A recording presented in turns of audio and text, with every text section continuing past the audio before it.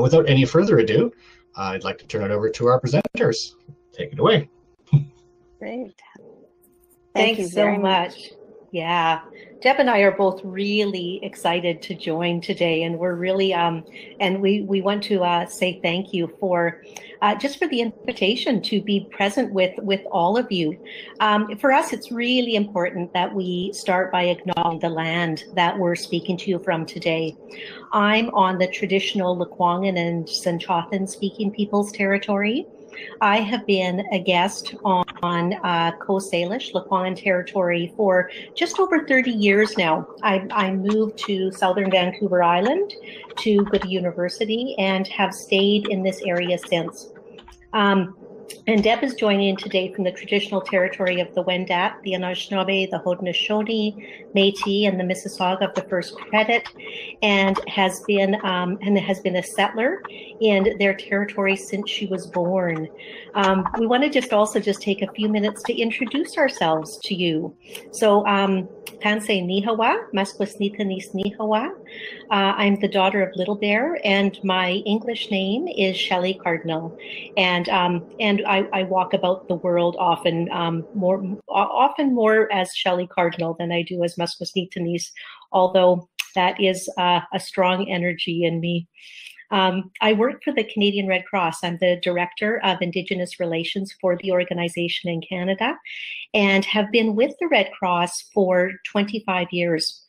My time has been really spent delving into understanding historical harm, understanding the challenges of today, and why is it that historical harm keeps contributing to these challenges, and what are things we can do to turn things around. So for me, that is a passion. History has always been a passion for me. Violence prevention, protection strategies, for me, those are very much my areas of just curiosity, but deep curiosity, and curiosity in a way that I know it's like we need to explore there in better ways. So Deb, do you want to introduce yourself quickly? Thanks so much, Shelley. I'm Deborah Pepler. I am an uninvited settler and a descendant of all of the colonizing groups, English, Irish, Scottish, and French. And I have had the privilege of living in Toronto, where my ancestors first came for all of my life, as Shelley mentioned. And my research has focused on children's relationships from infancy through to late adolescence, early adulthood. And I've come to a place where I've really focused on the importance of healthy relationships for children's healthy development. I had a really wonderful opportunity to meet Shelley in 2003. We were both at the same conference, and she was presenting and I was following. And that's the point at which we started to talk and realized we had a passion for so many of the same things, and started working together in a small way at first, which is always how this starts. And we're now going to share the knowledge that has been shared with us on a large Social Science and Humanities Research Council partnership grant that has been a great privilege to work on with communities. And we look forward to having discussion with you after we've done our presentation. So I might just add, if you have questions throughout the presentation, if you could type them into the shared notes, and then we'll come back and really look forward to an animated discussion with you as we all learn together. And I just want to continue by saying that I think this is a really important time to have these discussions. The issues of racism that Indigenous people have experienced over centuries is now on the table and challenges us to be different. And so we look forward to moving forward with all of you, and thank you for your time in coming and sharing with us. Thank you, Deb. So we wanted to actually start by just looking at our research question. Many times when we look at that bigger picture of inquiry and the, you know, and some of the things that that we're exploring, it's really good to first know what was that big picture. You know, Deb and I started a conversation 17 years ago, and one of the coolest things in our relationship is that we go to these places of questions. What are the questions? And how can the questions help us uncover what it is we need to explore? Deb is always, she's always, you know, we go back and forth and back and forth. We do this to a place where we often do this seamlessly. And in it, what we do is we discover what it is, you know, what curiosity can catapult us to a different place or to bring us to a different place.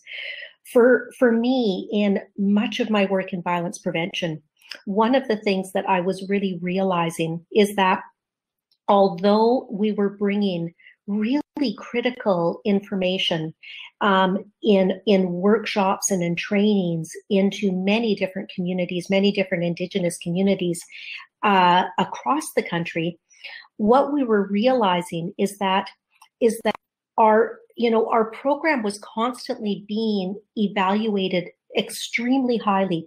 People had, they saw great value in the content that we were talking about.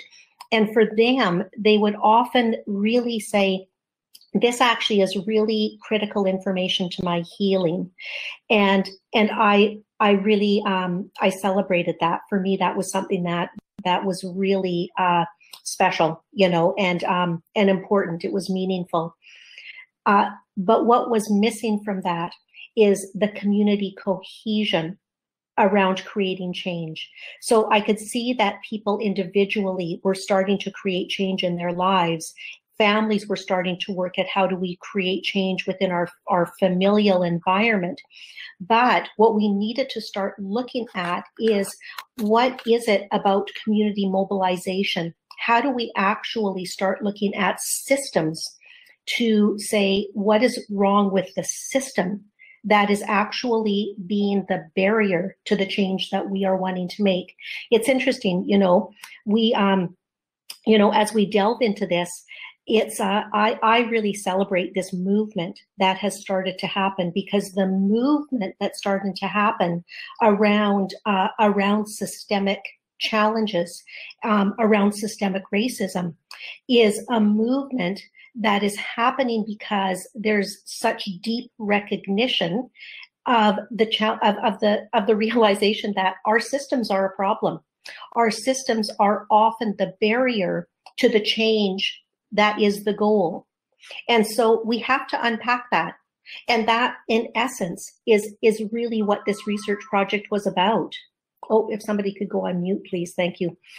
So that was the barrier, you know, is that we thought we needed to really understand the aspects around community mobilization and what is helping to create the change that we're all working towards.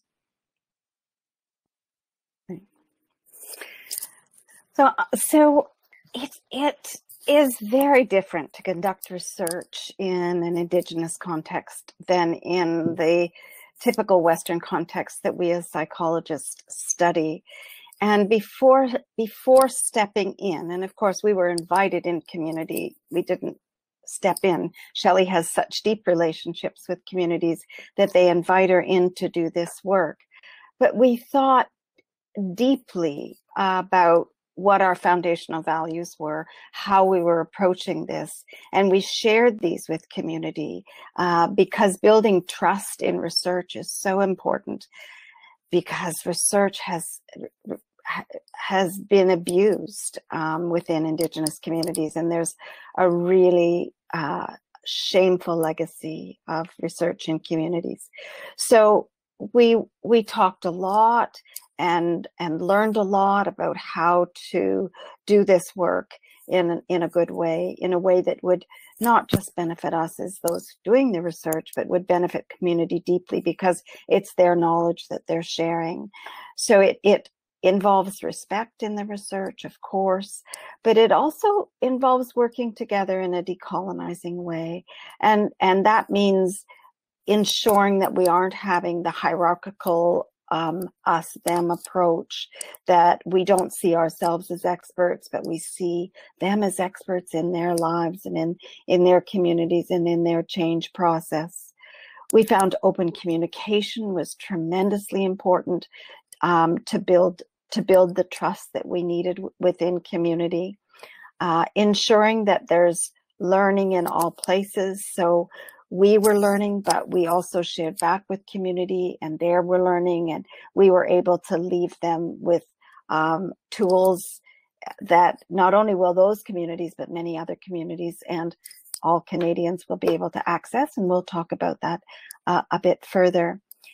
And then we needed to work hard on explaining and helping communities understand our responsibilities as researchers and our accountability to them. And we wouldn't just walk away. We would be held to all of the ethical principles that guide research within Indigenous communities. And we'll talk a bit about that. But these foundational values guided every aspect of the work that we did, and the work that we supported in communities with community-based researchers who were in the community, gathering the stories and the understanding for our project. So that was really important. We'll move on just for a minute to ethical considerations, because again, there's another layer of considerations for work within Indigenous communities. And this was the first paper that we wrote from our research project. And it wasn't as straightforward as we thought.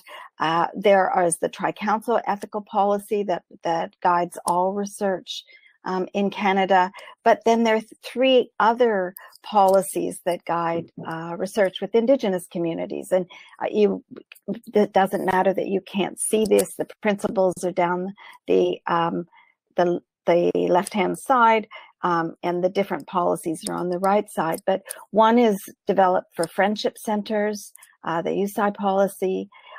One is an Inuit-specific policy for any research conducted with Inuit people, and the third is a policy that was developed in Ontario, but is more broadly used across the country with First Nations and other Indigenous groups with respect to ownership, control, access, and possession. So this chart is available in our paper. The slides will be available, and you can go and explore that, because it really, really wasn't as straightforward as we anticipated it would be.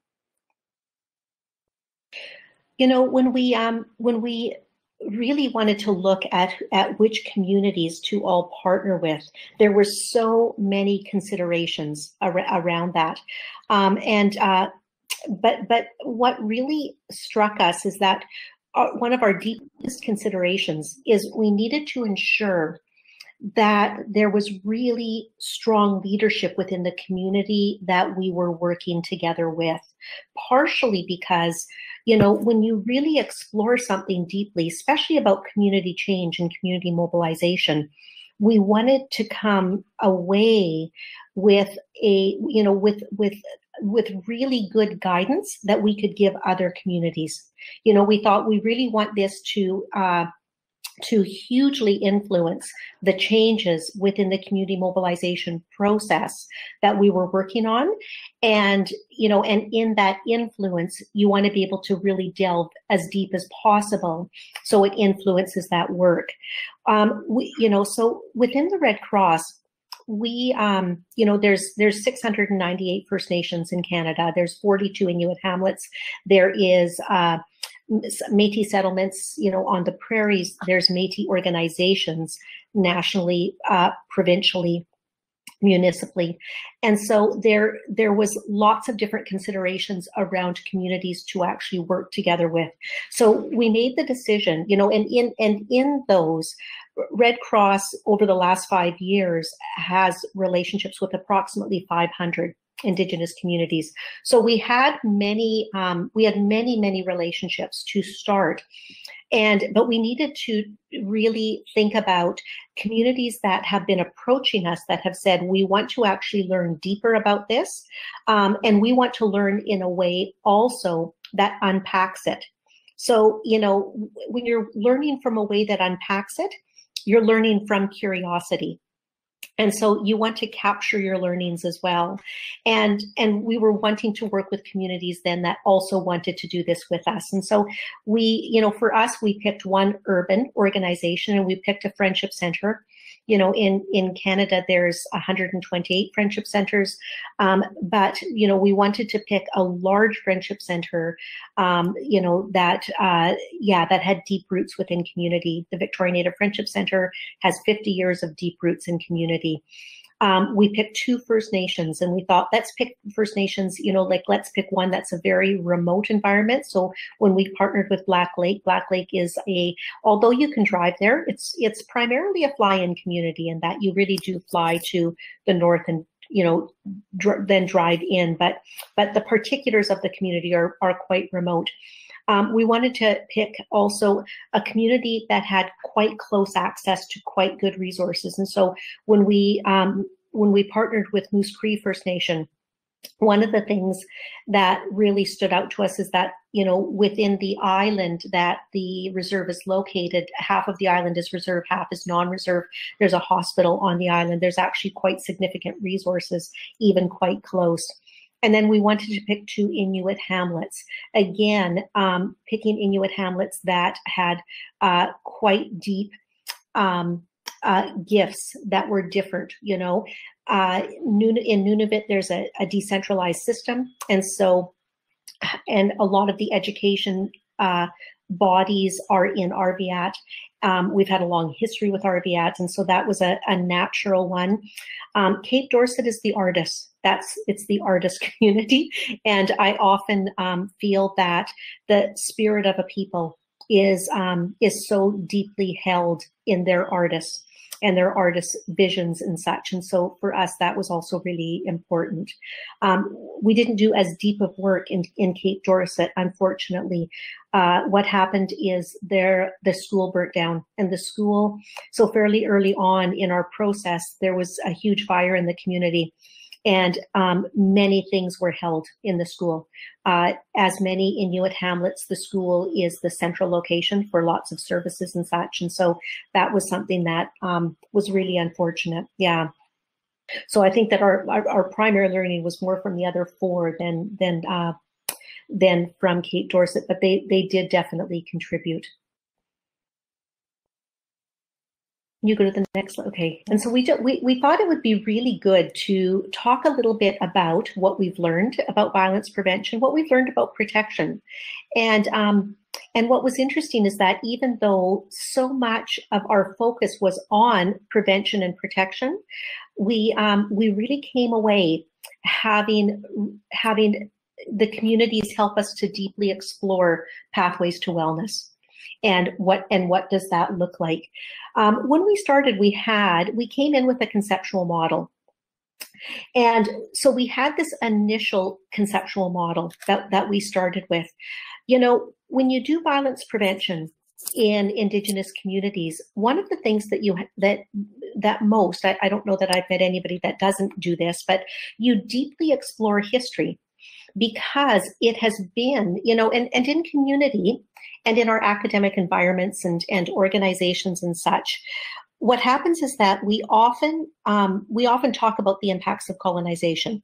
We talk about the impacts of residential school. We talk about the impacts of forced relocation, So there's particular things that we talk about. But what we tend to do is we tend to talk about those things like they're static in time, and they're not static in time. They're anything but static in time. And so to look at some of the deeper challenges, especially the social challenges that we experience today and that we live within today, what happens is that you can't unpack them without unpacking history. And we knew that. And I'm sure many here, even, even within our collective that's joined today, really understand this well, that learning about and understanding the cycle of violence helps us to understand how it is we came to places that we don't want to be, unhealthy places that we don't want to be. So in our original project framework, we had the cycle of violence and with the things that we understood in there. And then we had separately a circle of healing, because one thing that we have to look at is, what do you want your landing place to be? Where do you want that to sit?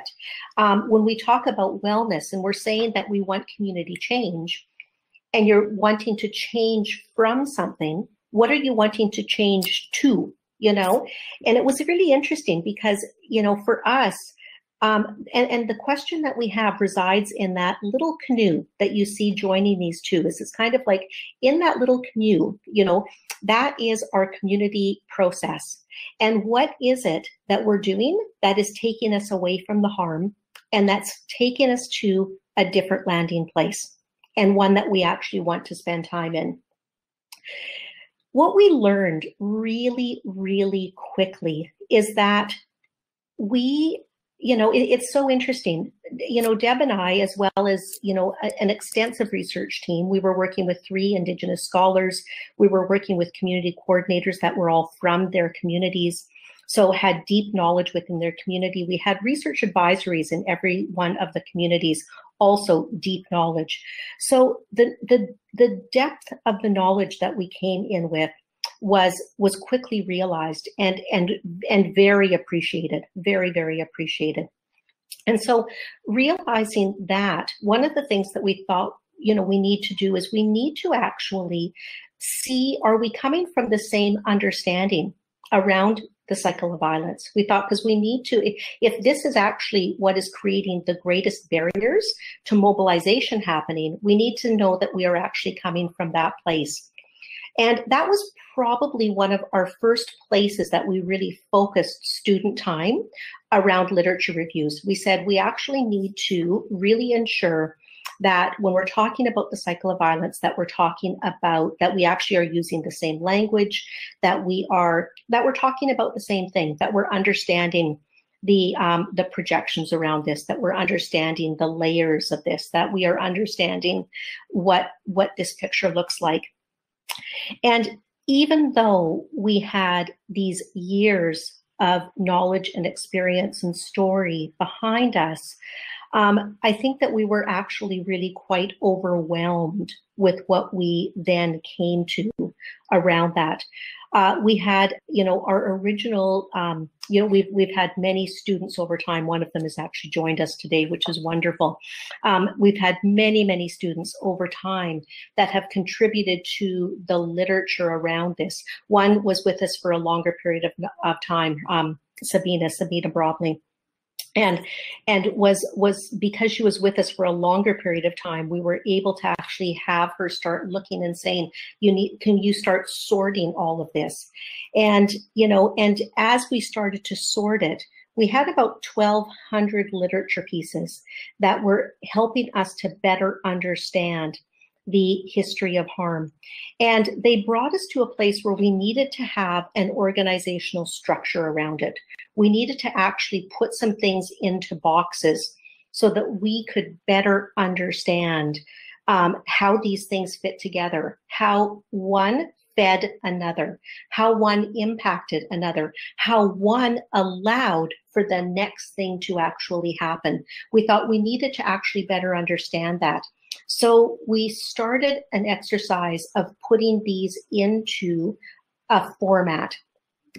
And although you can kind of see this format that we started, I know that you can't read this, and the expectation is not actually to read this. And when it goes live, we're working actually with web developers right now that are going to be bringing this to life for us. And when it comes to life, it's going to be a free website that we can actually delve into. together. So we're not quite at that point yet, but we wanted to give you a glimpse. You know, we thought what we need to do is we need to organize this in a way that we can actually see the systems of it. Because sometimes if you don't organize it in a way to see the systems of it, then you will miss some of the layers of it. And we didn't want to miss the layers, because when we miss particular layers, what happens is that we're going to miss people's story, and we're going to miss things that have contributed to harm that community isn't able to get it to really to unpack, or isn't able to get ahead of. You know, we talk about moving upstream in order to actually block things. But the thing is that if you don't know where the stream is located, you can't move upstream. You have to know the location of how things have taken place. And so this really helped us to start organizing this.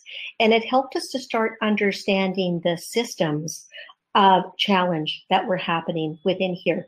You know, we started with contact, and you can see here. So, I mean, you can kind of read actually the words on the left-hand side a little bit. There's 16 layers actually to this.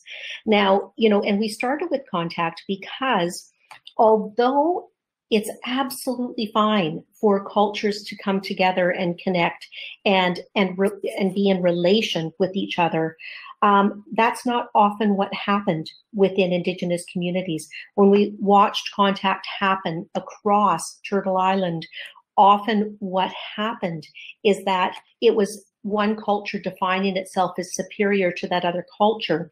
It was the want of the land and the resources that really actually established the relationship. And so right away, there was a power imbalance. There was an inference of superiority. There was an inference of inferiority. And there was a greed. There was a particular greed that actually fed that power to say, we're going to be in power over. And that started 500 years ago. And that particular relationship has really allowed several events to happen and has been at the foundation of those events continuing. When we look at this bigger picture, you know, one of the things that we're able to see in this bigger picture, and I realize, again, you can't read this, and that's not the point of it. What you can see is that you can see contact, which is at the top, you know, as contact was happening. Then you look at resources, which comes next, and you look at this greed around resources and how that was established then through treaty systems, through what were perceived agreements within communities, what were perceived agreements, you know, between cultures, and, and so all of a sudden it's like the harm that happens within here, you can start to see that cascade, and you can start to see this cascade flow, you know, and so you can see that all of a sudden communities, when you look to the right-hand side, these are the layers of harm that communities are all of a sudden grappling with. These are the layers that are the barriers to people's natural resilience. These are the barriers that have had to, you know, that have kept the resistance in communities constantly being activated. It's like your whole energy of resistance has to be in activation, because these are the layers that you are going against and going against and going against and going against. And you can see that it's multiple layers. And so we needed to start looking at that. And for us, it was rather overwhelming as we started to really unpack this. We looked, and it was like, this is actually overwhelming what's happening within communities. This is overwhelming.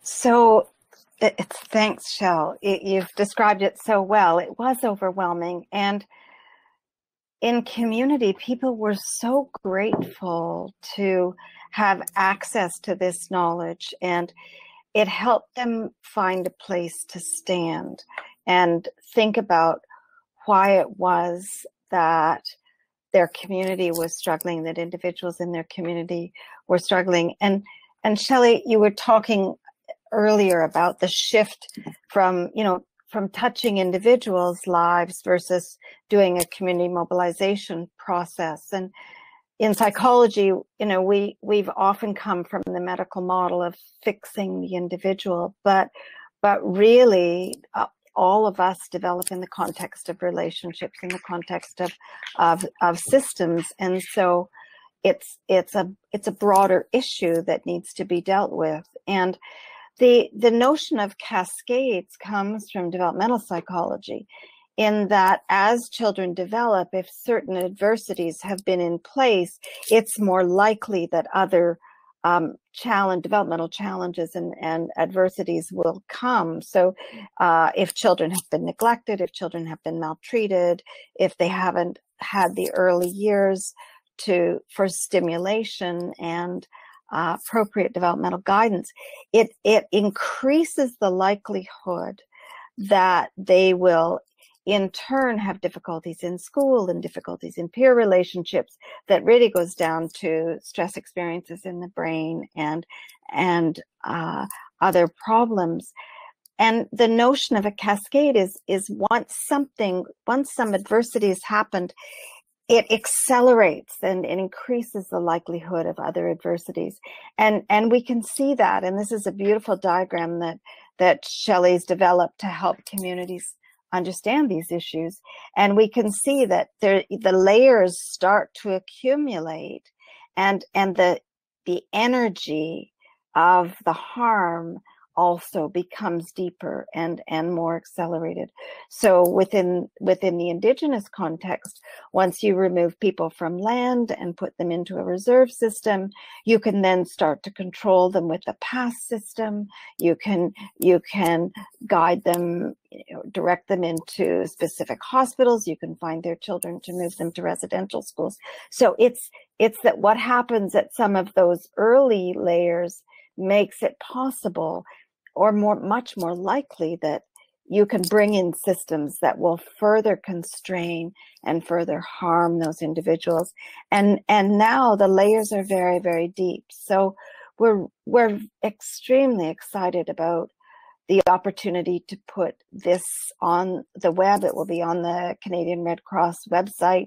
David, who's the moderator, said he would be able to link it from CPA, and it will be available to everyone. And to give you a sense of how deep the harm is, residential schools in that big grid only represent 8 of the squares, and there are 200 other squares that have devastating harms that are ongoing and continue to impact both individuals as well as communities. Coming from a developmental perspective in psychology has helped me think about these issues. I've studied them in the dominant culture, and not surprisingly, these relationship issues, these violence prevention issues, these pathways to violence are also represented in Indigenous communities. So children who grow up in a context where there's abuse within relationships, violence within the family, or bullying within the peer group, learn that power over is a strategy that others use to control them, and then they learn how to get their power through that. So in our own research, we find that childhood bullying relates to the likelihood of physical aggression in dating relationships, in marital abuse, in child abuse, and there's other research to talk about, those later stages and move to elder abuse. It also relates to gang aggression and community violence. These relationships foster sexual harassment, which is again, power over, using something that's very sensitive and a vulnerability, targeting a vulnerability to distress and control others, and workplace harassment. And within both the dominant and Indigenous cultures and communities, we need to also look at self-harm, because that's a form of violence. And as I'm sure you're aware, youth suicide is a crisis in communities. But when you use the perspective of the historical timeline, you come to understand that this is not unexpected. If people have had such harmful power over controlling, dislocating, distressing experiences, that's likely to be manifested in their own behavior and in their own attempts for self-determination and some form of power.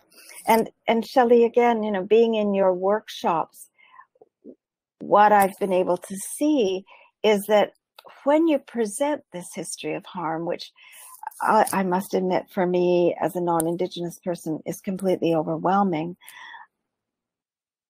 when you present this to some of the Indigenous people, they're able to say, oh, it's not because I'm a bad person that this has happened. It's because all of these things have happened to all of my people. And so the harm is not coming from me, but it's coming through me, which is another way to think about it. And I think that's been part of the healing process for some of those people who come then to be able to look outside themselves and say, well, what now can we do in our community to start to shift this? If it's not about me being a bad person, then there's a possibility for change.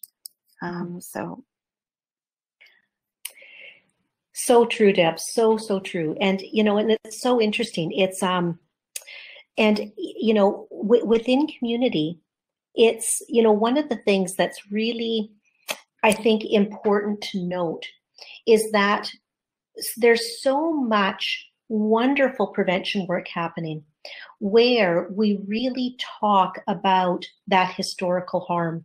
We talk about the trajectories around harm, what's going to happen in the absence of intervention. Intervention can happen in any one of those lines, any one of those trajectories. Intervention can happen at any point. And so we talk about this, and we talk about what it is, you know, what are really successful interventions and what are things that we've seen that have worked really, really well. But one of the things that we really realized is that so often the actual violence prevention has a real focus in the understanding of the violence. It doesn't necessarily bring in the content around what does healthy look like. What is culture? What is strong culture? What grounds us within the community? What are those principles? What are those values? Where, if we can work towards those, you know, then that actually is, that encompasses so much of our wellness.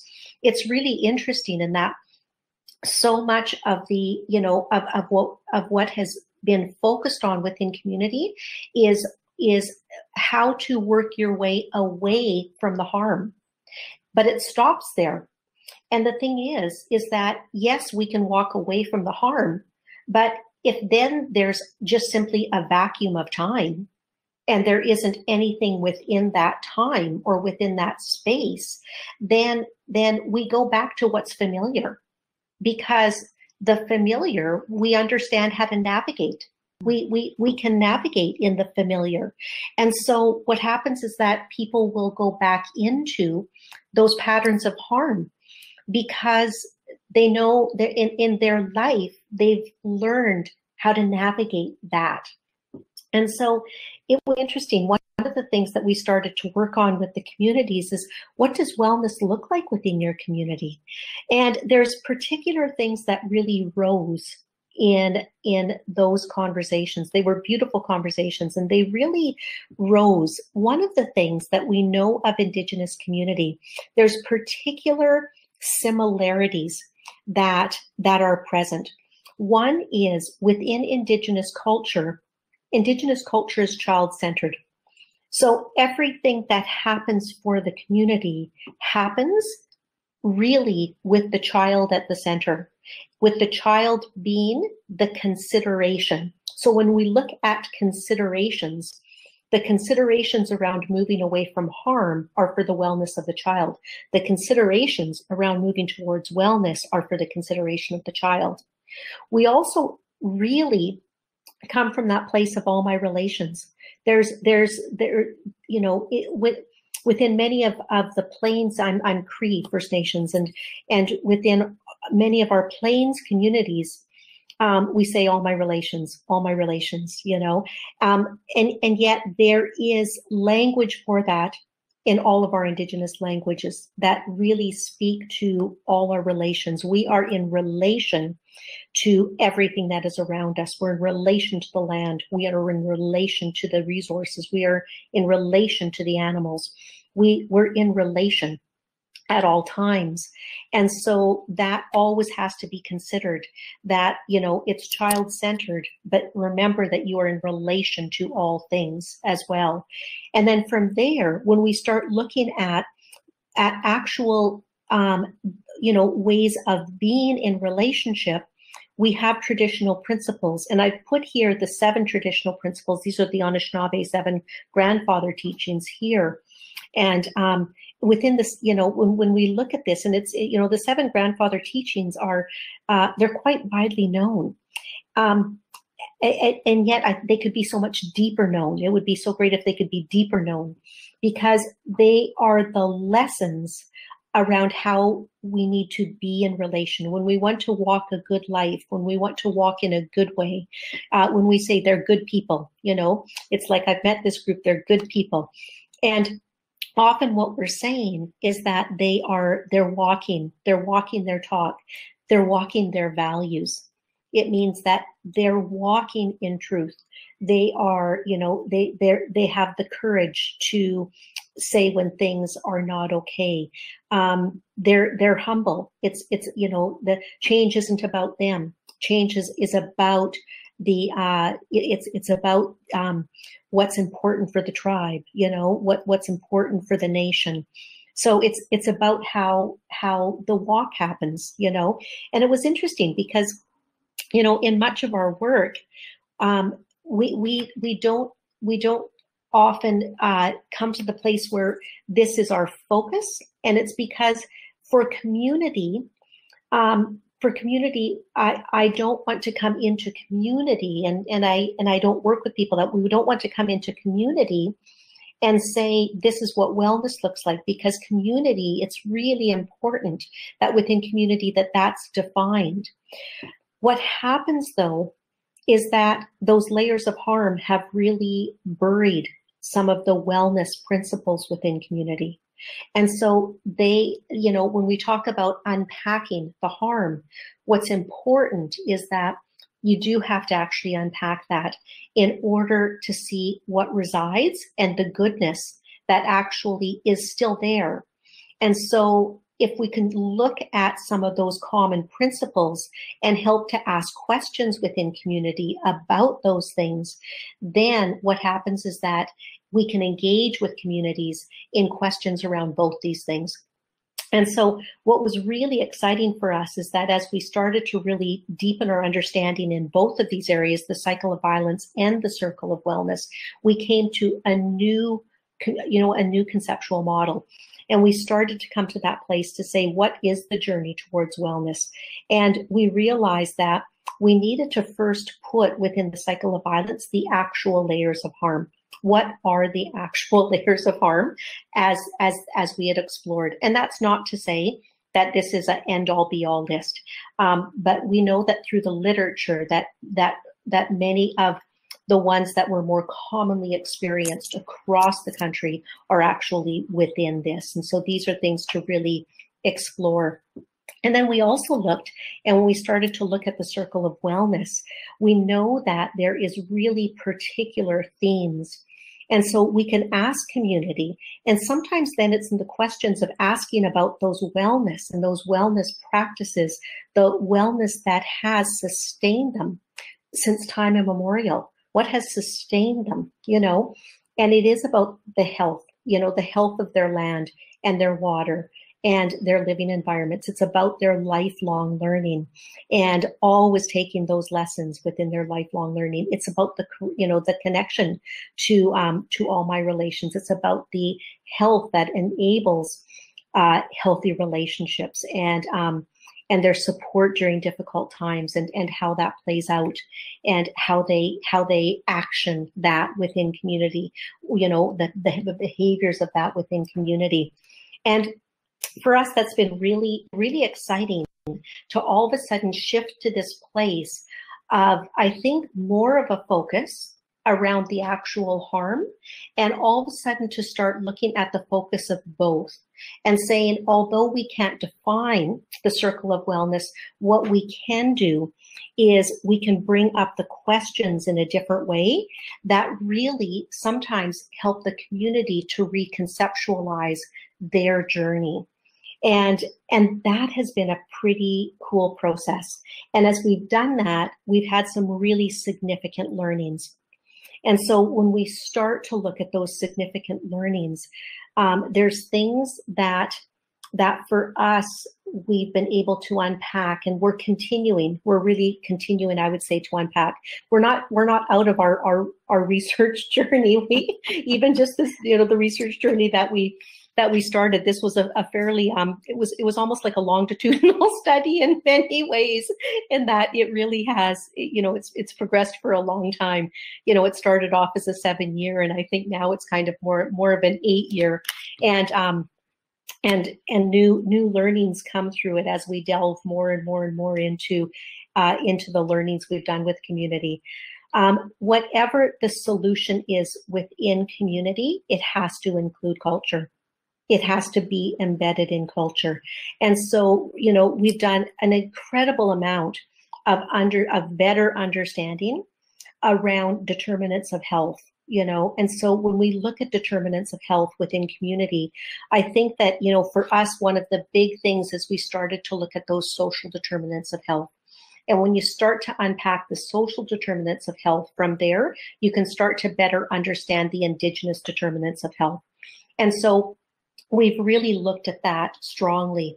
We've started to work actually with Indigenous scholars like Charlotte Lopey. We've started to work, you know, Margot Greenwood, like with scholars that are helping us to better understand Indigenous determinants of health. You know, Onawa MacGyver, who just, you know, her work is all in Indigenous languages, and her study is of Indigenous languages. She runs the Indigenous Language Hub at University of Victoria, and has been involved with this for a long time. And so we work fairly close together. So we look at, you know, at culture as a protective mechanism. We look at the role that culture plays in healing, and the role that culture needs to play, and, you know, and how that needs to deepen, you know, even to start to unpack the harm. We need to work a little bit more around ensuring there's cultural grounding, so that there's a landing place for even that understanding. The importance of intergenerational involvement. That was something that communities have actually taught us a great deal about. We really realize that so much of our learning is within, it's like we bring adults together, we bring kids together, we bring little kids together, we bring elders together, and communities said, you know, family used to work really much more together. The clan system worked much greater, you know, together. So the systems in community are multi-generational. They're not divided up by this age category that we so often divide today. So there has to be more work around bringing us together collectively to so that really the generations each generation has their own experience. And so there has to be more work around that.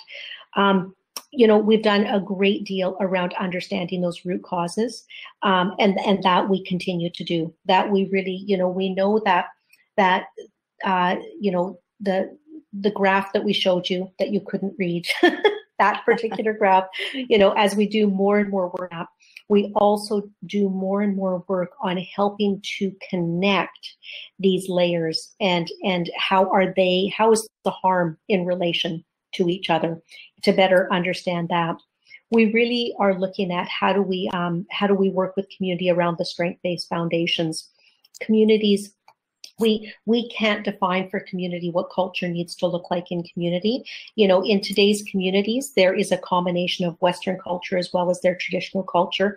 How they merge that and what that looks like within community, where focuses lie in particular areas of culture, is up to community. And that's what self-determination is. Self-determination is their defining of what that looks like to concentrate on, to delve into, to move forward, to support and such. And the solutions need to be community driven. We need to actually have, we need to work closer with communities many times, really in looking at, you know, where do they want to focus and how do we really ensure that the content and the resource information is there for them so that they can embed it how they would like to. We wanted to share a story with you, and so here we'd like it if you would watch this particular video.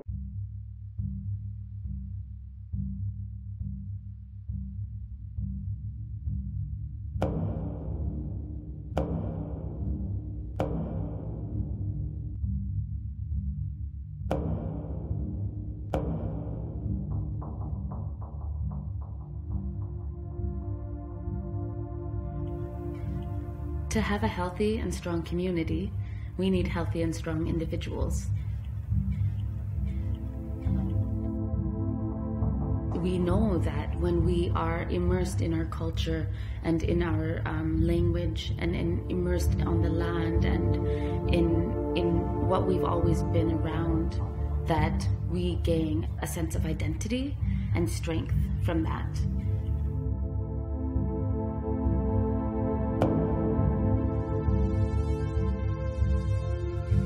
Some people are raised with guardians or parents who aren't able to function that to their best ability because of trauma and because of addictions, which is rooted in trauma, and trauma that is very recent. So I think it is very important, and for that work to be happening by the community within the community with support from programs like the Red Cross, so that we can teach young people how to take care of themselves, and breaking that cycle of abuse and breaking that cycle of like anger. I got to do some workshops with the Red Cross. First I sat in the Respect Ed program, and then I got to help deliver that program in some of the communities, which was really cool to kind of like come back to my old high school and like speak to some of the educators that were still teaching there.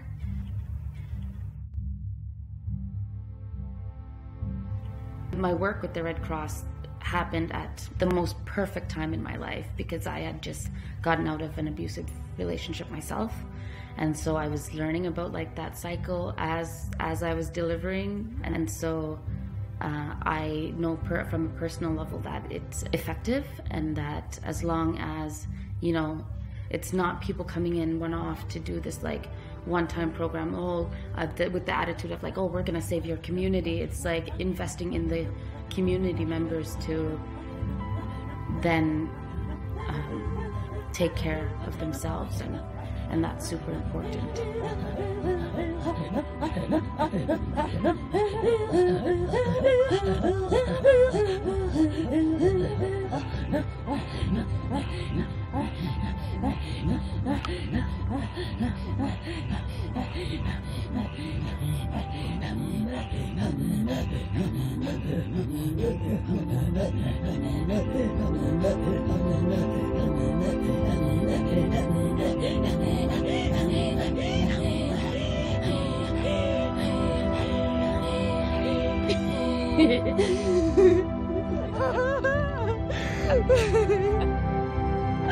I was trying to make it really funny. I noticed. Okay, let's go. We're gonna show this to you.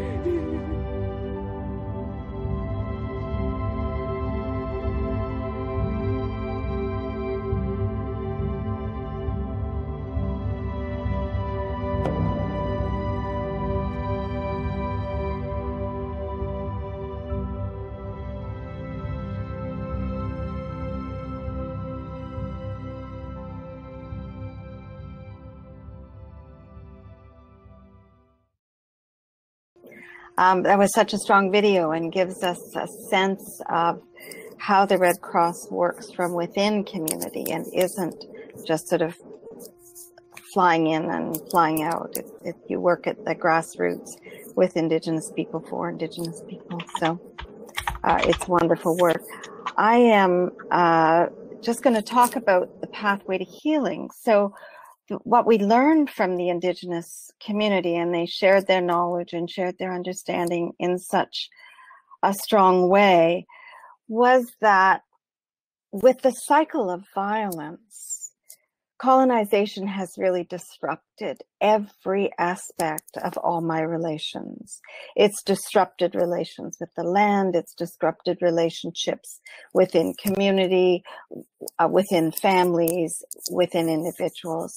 It's disrupted everything that Indigenous peoples have known. It's disrupted their way of life that has enabled them to thrive for thousands and thousands of years on this land before the colonizers came. And so what community helped us to understand was that the path to healing, the ways that they can choose to move to healing, or they can find to move to healing, which represents the canoe that Shelley talked about earlier, is really to reintegrate or re-relate all of those things that have been disrupted. So although it's difficult to see, and you'll be able to look at this later, there, in the physical domain, the pathways to healing go through reconnection to physical ways of being and knowing and doing. Similarly with the mental, the pathways to healing go through things such as self-determination, where their Indigenous individuals and communities are deciding themselves what works. Similarly with emotional and spiritual, all of these things were deeply, deeply disrupted through colonization. And so the journey from violence to wellness really is about reintegrating and reconnecting all my relations in ways that the community knows needs to be done. So we have one more video so that you can watch Olivia.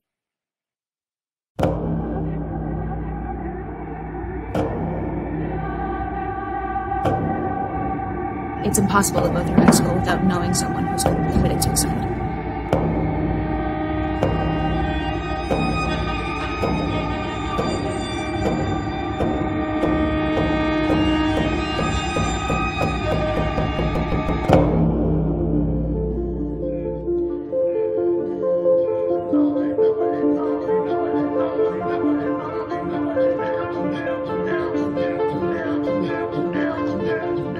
I really like the sound of throat singing.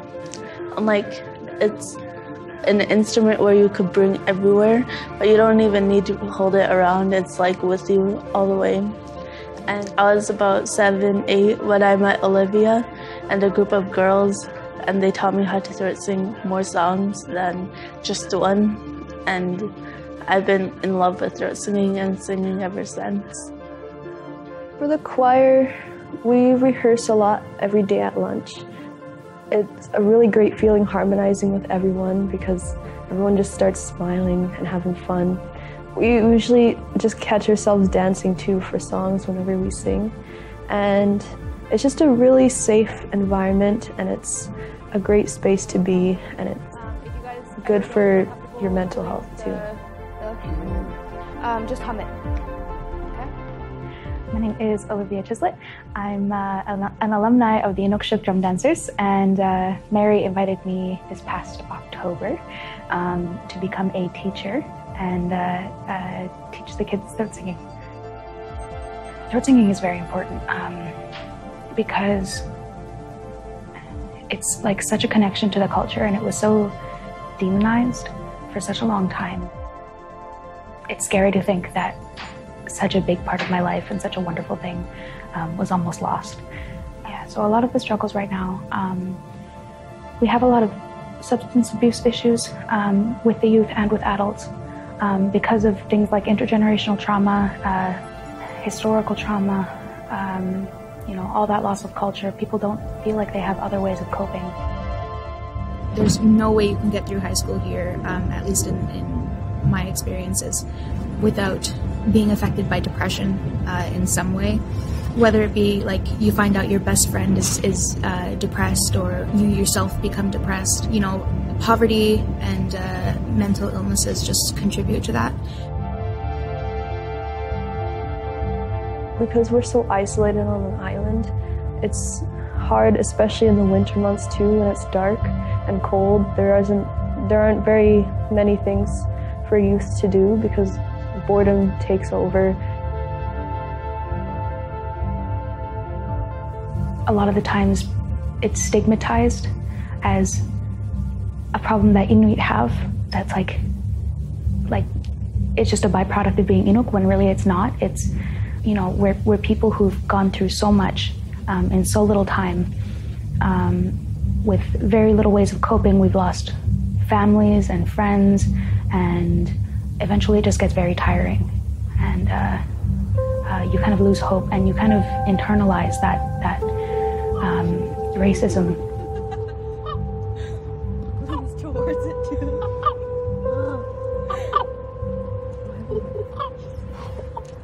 Not you.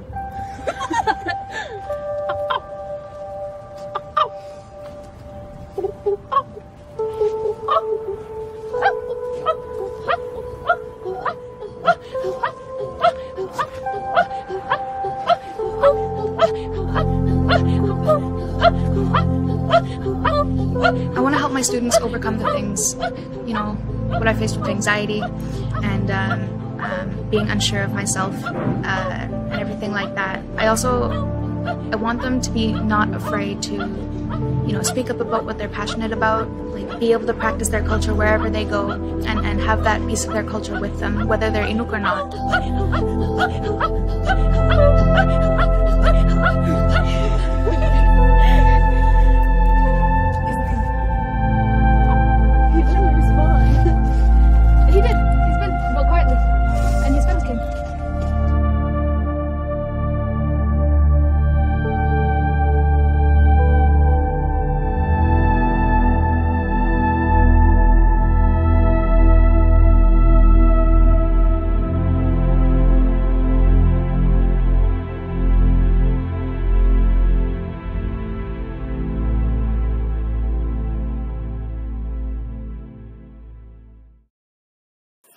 That video really shows how culture and engaging in culture reconnects, in this case, youth to their communities, to their history, to their families. And I'm really struck by the words that the youth use, that, you know, it's safe, we laugh, we smile, it connects us, it helps us understand, I think, the joy in these ceremonies that were demonized and forbidden. And there's a long way to go in terms of this pathway to healing. But the understanding that communities shared with us was that it's through the reconnection of the ways of knowing and being and doing that healing will come. And you could hear those young people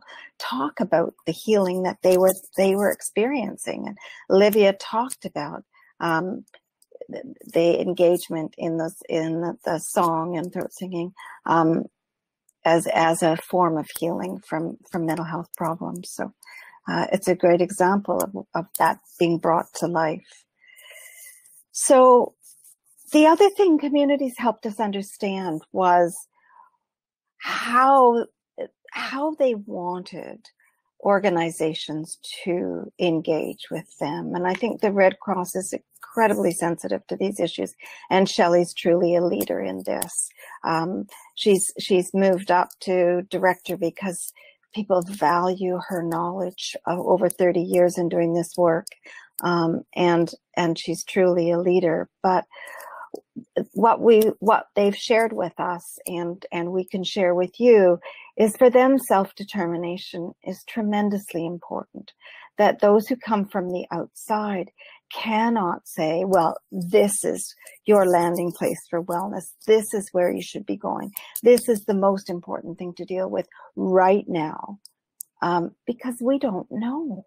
We can provide guidance. We can provide understanding.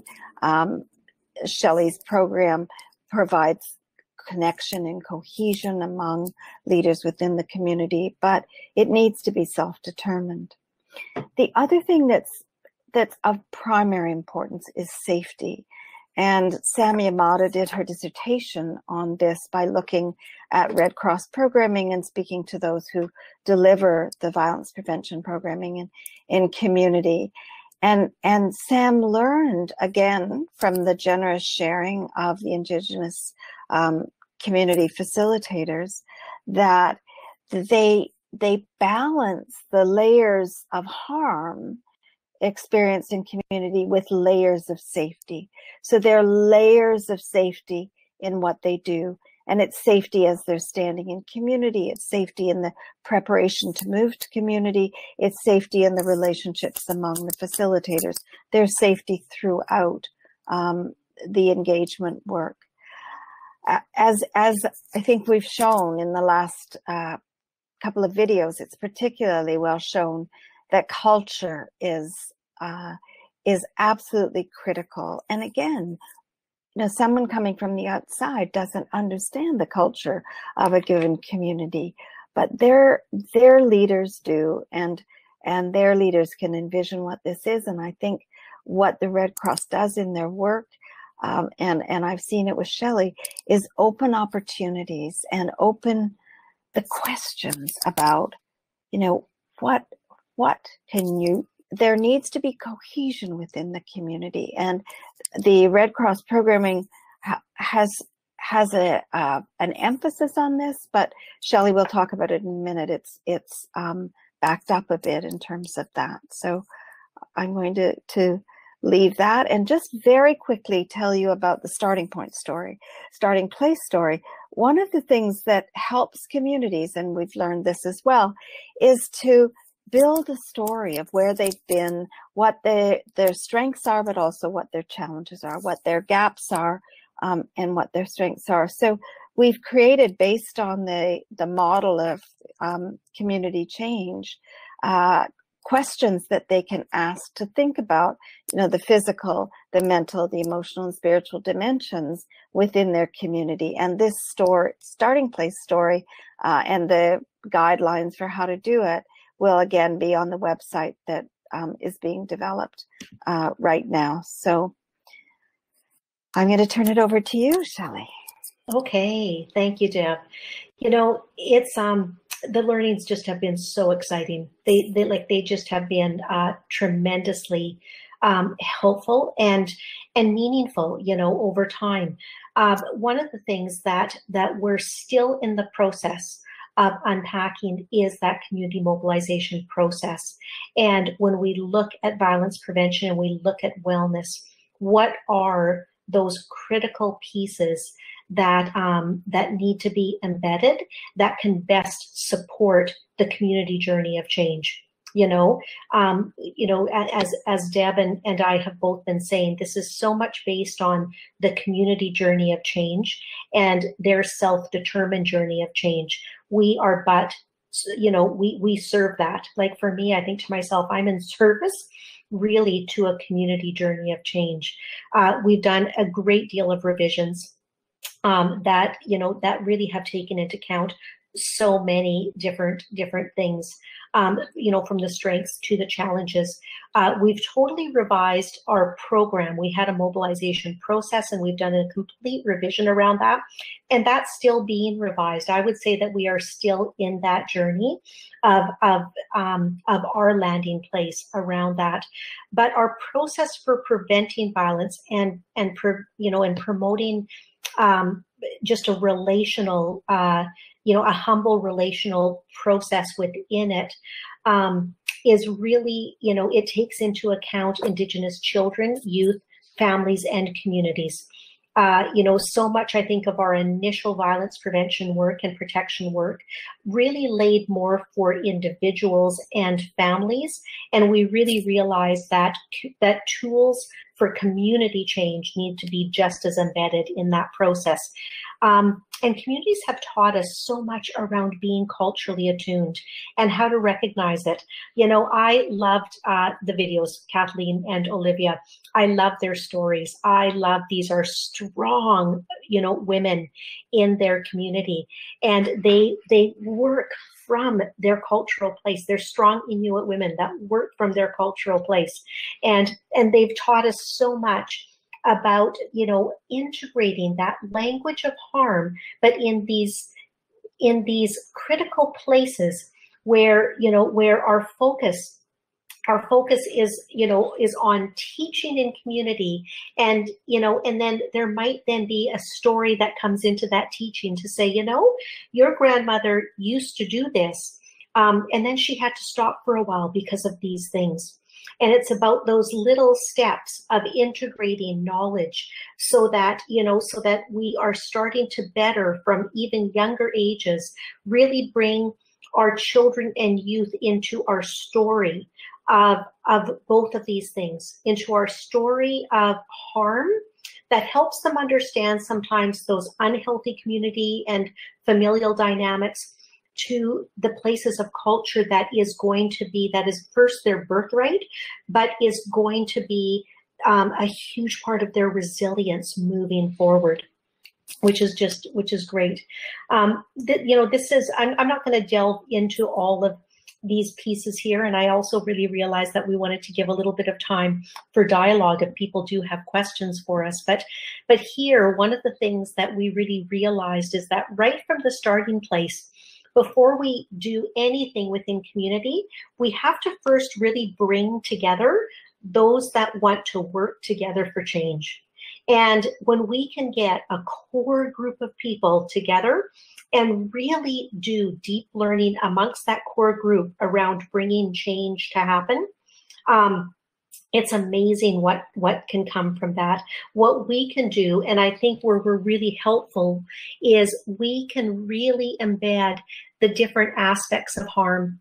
We can help them to better understand the history that has really impacted their community, and what trauma impact looks like, and how it plays out in the actions that they see in their community because of those layers of trauma. We can help better understand that. We can help them to better understand that there is going to be trajectories in the absence of intervention. We can help them understand that there's lots of knowledge pieces around protection. It's really interesting. So many times when we start to look at protection mechanisms, we often delve into the rights-based frameworks, but we have to start looking, and we have to start tying in the determinants of health into community, and looking at those determinants of health to say, these actually are your protective mechanisms. It's important to, maybe understand some of the rights-based frameworks. It's really good to understand, some of the aspects of the, Declaration on the Rights of Indigenous Peoples, the Convention on the Rights of the Child.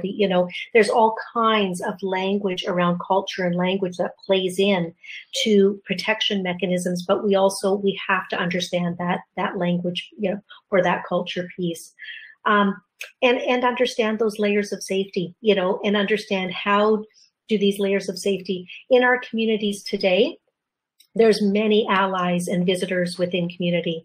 And so it's also about understanding how do we work well together so the community is self-determining how we work, what we do, where we contribute, what that picture looks like, So for us, there's still all of these considerations that are working into walking the prevention pathway and the community mobilization process. Communities will continue to teach us. We had our 5 communities that we worked with, and And then after we finish the process and really define this, we're actually now working with 7 communities across the country, 7 different communities. And this is the process that we're doing. And we are unpacking it that much more with new learnings, with maybe even with a different language again. We don't actually have as many steps anymore. Like, it's fun, you know, I look at this and we've already, you know, in our last time together, we thought, you know what, there's some things that could actually go together, you know? So it's been so much fun. Learning with community is so much fun, and it's so meaningful. And it really, yeah. And we you know, it's really interesting after many years, Deb, at this point of working deeply within community and looking at those, you know, at the curiosity that brought us together, and at the place of just trying to better understand that brought us together. I feel like we have so many more people in the discussion, and I love it more every year. It's so much fun. So thank you. You know, this is it's been really, really fun. Me and Deb are a far way apart when we're not used to being a long way apart for as long as what we've had to be at this point. But it's really great to be in this conversation with you all. So we do have a little bit of time for you know, for either questions or comments. You know, anything that you would like us just to elaborate a little bit more on. I know that we covered a lot of information there. So, but please, should we maybe look, is it in the chat line that people will put their questions, or will they go off mute? I'm not sure. I think for the most part, we're encouraging people to type their questions into the public chat. There was one comment in the shared notes, which was, I love the phrase Shelley used, inference of inferiority. I'm interested in unpacking that. I think that is the inference of inferiority. It's really interesting in that when we look at unpacking power and privilege, you know, we have to better understand power and privilege, because power and privilege is really, you know, there's this inferred superiority that at times people have around communities that they think are inferior to them. And I think that why I say inferred superiority is because I refuse to own somebody's interpretation of my inferiority as an Indigenous woman. I won't own that. And so I say inferred because within the dominant culture, there is such there is these racial divides, and the systemic racism in our culture and community that feeds a class system, and that feeds a superiority based system, and aspects of that. If I say it's inferred, it helps people to internalize that they don't need to internalize that, and so they have to kind of, you know, it's about us coming into that recognition that that there is going to be parts of the system that it forces a superior inferior, and we can challenge those parts of the systems. Yeah. And Shelley, I can add, I don't think one can work alongside Indigenous individuals, communities, with any kind of attitude about that. I think that's where the respect and the trust and the humble relational approach comes in. It has no place in any work with Indigenous communities. Yeah, yeah. And for us, you know, that first value where we said that we work from a decolonizing place, it's about addressing that power and privilege, to say that doesn't have a role here.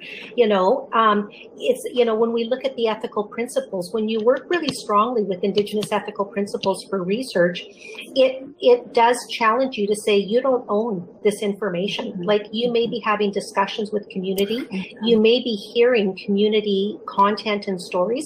That doesn't mean that those belong to you. And even though there might be agreement, you still have to go through the processes where this is what we, this is what we've heard you say, sort of thing. Is that how you would like that? Do you want your words to, they're responsible for this, they're responsible? But really, we have to also delve just as much into accountability. And for us, it was really important, the accountability. There's really good accountability frameworks. And so for us, we did a lot of work to follow those.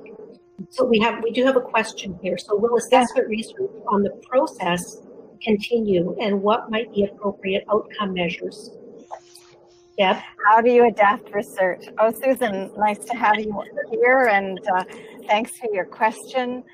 Oh my goodness, this is such a different process.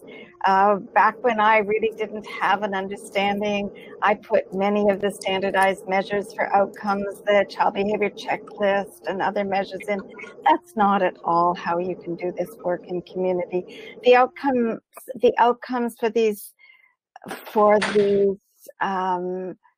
processes really come through the words of the people in community. And so we have found it very important to have people within the community asking those questions, doing the interviews, because that's most safe and most grounded culturally.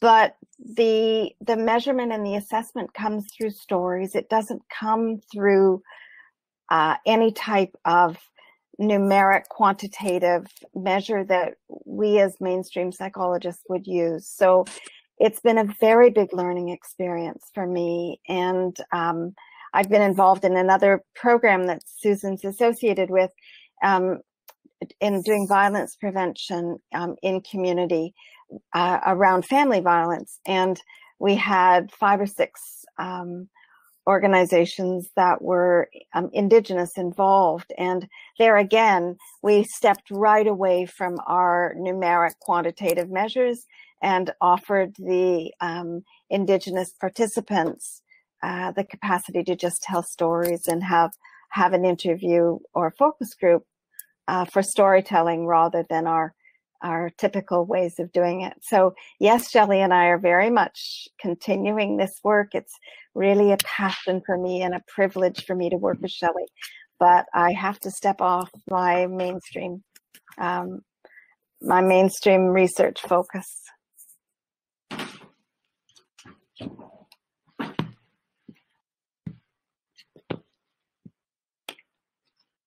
Another question, Stephanie, I'll ask that question. We are going to share the PowerPoint with you. And just so you know, we have a couple of articles that are in progress and we'll be moving to submission within the next few weeks. And we'd be glad to share that. Just keep in touch. You can find me through York University and Shelley through the Red Cross. We could even put our emails on the front, the first slide, if that would help. And we're just so delighted to share with you today. We're excited about the journey that we've started, but truly we have a long way to go. And there's an opportunity for collective understanding and action. And we'll certainly be in touch around the historical timeline as that goes up, as well as this starting place story tool, a document around the history of harm, and anything else, any other publications we have, we'll have available on that website, which will be housed in the Red Cross, but available to all.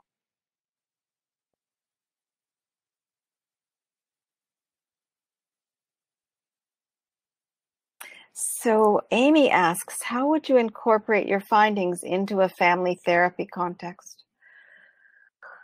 Well, I think that, and Shelley, you can help me here. I think when you're working with Indigenous peoples, Indigenous families, you have to understand, one, that there are many layers of harm that have created generations, a trauma for generations going back. And so recognizing the trauma, recognizing that underlies some of the the behavior presentations that people have. But I think there's also a tremendous opportunity to go back to some of the central knowledge and understanding of Indigenous peoples around all my relations and everyone being connected, and there needing to be a collective response for healing. I think inviting them to think about culture and how that would bring them to a place where they can start the healing process would be extremely important. And I think one of the things we need to do as psychologists is step away from seeing the problems within an individual. I heard a wonderful talk by Jessie Thistle, who wrote From the Ashes, which was on Canada Reads this past month. And we would define it traditionally as not having a roof over our heads. It's defined as a breakdown of all my relations and a breakdown of relationships. And, I go back to where I started. Child and youth development depends heavily on healthy relationships. So helping families find those relationships for children would be very important. Understanding that the parents themselves didn't have those healthy relationships, and so they're really struggling perhaps to raise their children in healthy relationships. And I would just add to that. Thank you. That's exceptional, Deb. When we when the website with the timeline goes live, one of the pieces that we're actually going to have on there that's available is the starting place story. And although the starting place story really focuses around community wellness, partially because of how few tools are available around community wellness, there can be really good use of those questions even in the family context. Because within the family, many times within family therapy, there isn't extensive concentration around historical challenges. And within the Indigenous community, there is real importance of understanding history. What we know is that in Canada, every Indigenous person was impacted by residential school. We also know that those stories within family are still extremely limited. And, and whether, some families may say, well, nobody in my family attended residential school, but yet did the grandparents attend residential school? Because there's huge impact on the children for those. And then, and then often what happens, and our experience in working with youth is that stories of harm, parents don't want to put weight on them, so they don't share them, period, as opposed to sharing them in a way so that they can actually understand them, that they can understand, we come from this beautiful culture.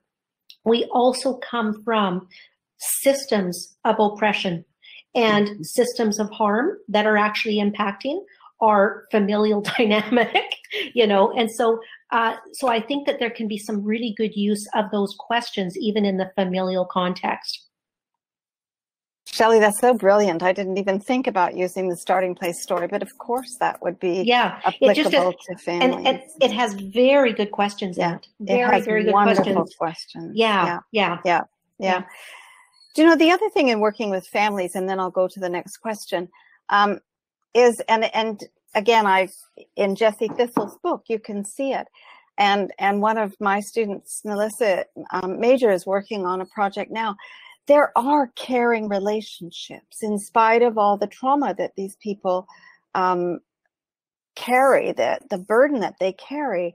There are moments in caring relationships that really inspire and sustain youth through some really difficult times. And so helping them remember those, and it may be time with the grandmother or grandfather out on the land, or learning how to bead, or whatever it is. They're those moments that they can hold on to and start that to weave together the connections again, I think. Mm-hmm. Carla asks a wonderful question, which is, and maybe I'll start with this, Shelley, just because I'm the non-Indigenous person. When working with an Indigenous community, what red flags could indicate to us that we're being dominant and disrespectful in the relationship? I've had a lot of learning in this respect. And let me just share a few things that I've learned. One is that I need to be the listener. These aren't my stories. It's not my wisdom. I'm not the expert in the room. And so I need to be quiet for most of the time. And if I'm the one who's talking, then I'm being dominant because it's not my story. I'm the learner in that context and the gatherer to a certain extent. I think the other thing that would be disrespectful, and oh my goodness, we've had such challenges with this, even with our funder, is patience. These things take time, and it's right that they take time. Research has abused Indigenous communities and Indigenous peoples. And so there's no trust, period. There's no trust. And it takes a great deal of time to build trust. We thought we could build trust because Shelley has such deep relationships in community. We thought we could build trust in 6 months or maybe a year. And it sometimes took 2 or 3 years to be able to step into community and start the process. So that's been another red flag.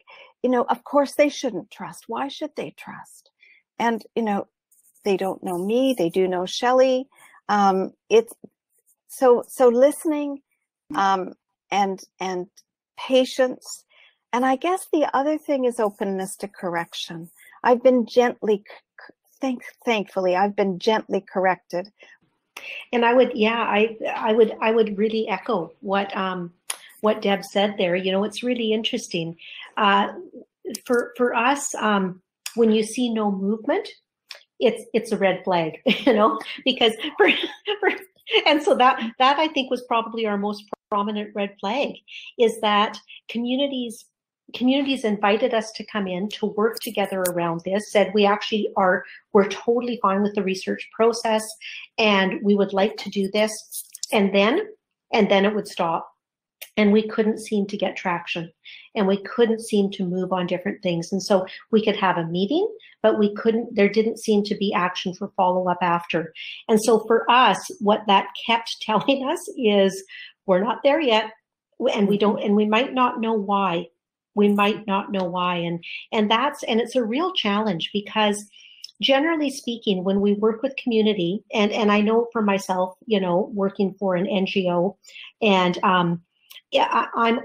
there's always funding that is attached to the work that I'm doing, and has been for 30 years. And in that way, you know, as you know, when funding is attached to something, there is objectives that are attached to that. There's deliverables that are attached to that. And then there's reporting structures and mechanisms that are attached to that. And for a community, they could care less about those things. It makes no difference to them what you have to prove to somebody that they don't know. Makes no difference to them. And so for us, we really needed to do a lot of acrobatics for our funder and for the reporting, because we were really working quite well. But we also, you know, when you work via the ethical principles in working with Indigenous peoples, and you saw the chart, and that's a paper that's already live that you can Google and get a copy of that paper. For us, it was very interesting in that when you actually work, that is in a way that's respectful of to me, what I call the protection frameworks for research with Indigenous communities. It's a really slow process. You know, so it was interesting in that we often felt that we were punished because we were following the ethical principles. And our communities came to a place of trusting us deeply because we were following the ethical principles. You know, we are on our second extension. And so, we've been able to get that because communities have supported us strongly. And so we've been able to get extensions because of that. But timelines for community don't work the same way that they do within a Western scientific approach.